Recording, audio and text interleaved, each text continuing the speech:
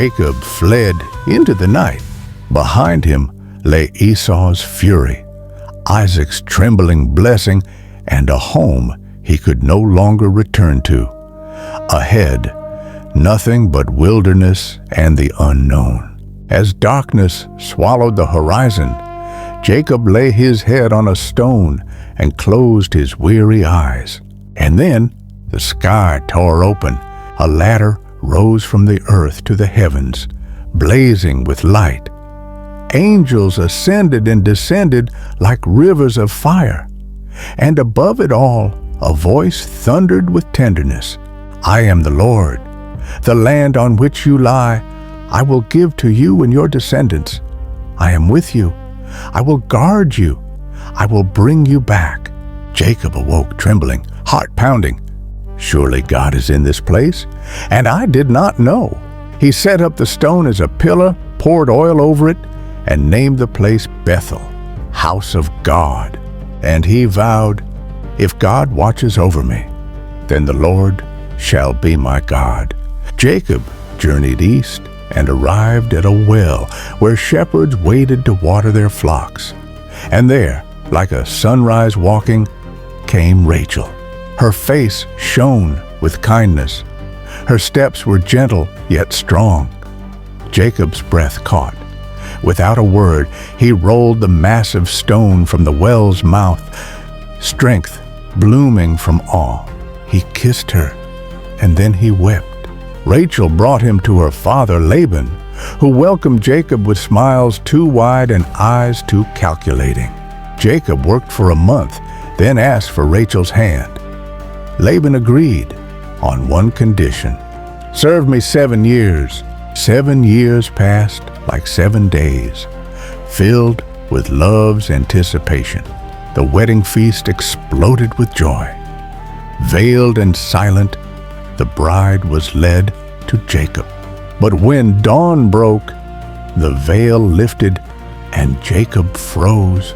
It was Leah, the elder sister.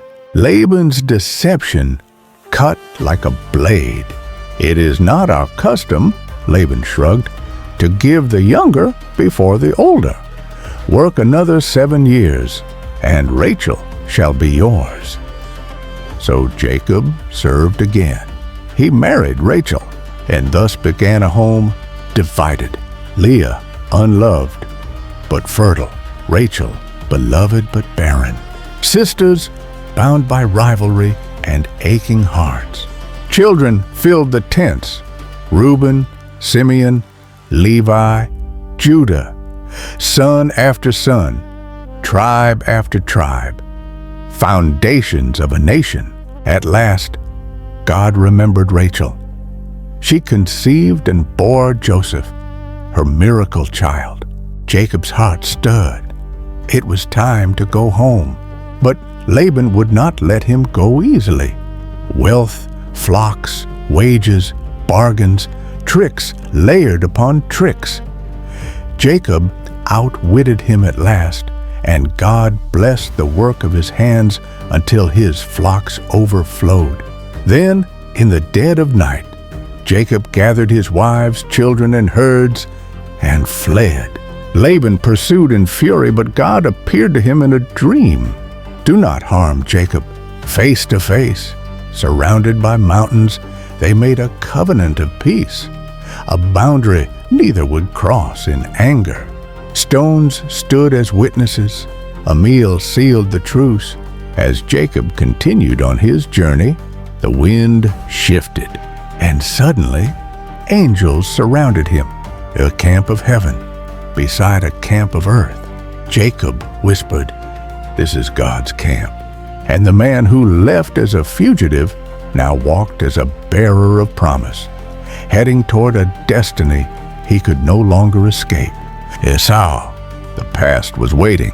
The story was not over. Ancient and wise, wisdom blooms on the desert skies. Time is the